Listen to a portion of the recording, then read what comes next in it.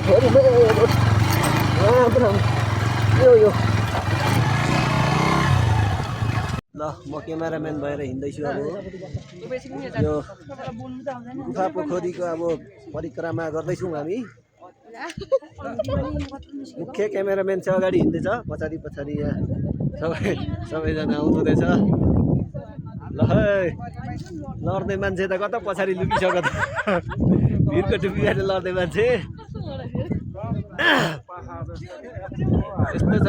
पोखरी गुफा पोखरी यस्तो राम्रो छ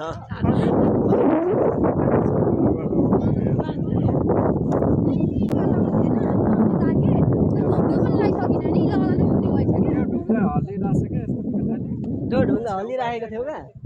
सुरुमा यसमा तल पो पुगिरहेछ पार लाग्यो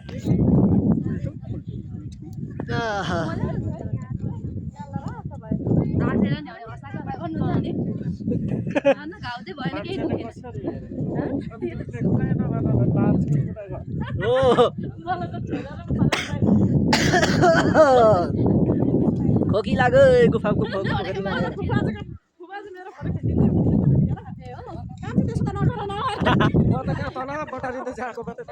सुरुमै ढलेको देख्दा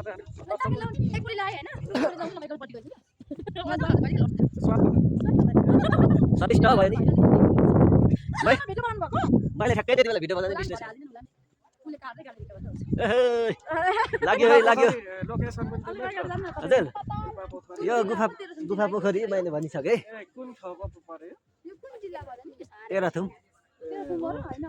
तेह्रथुमको गुफा पोखरीमा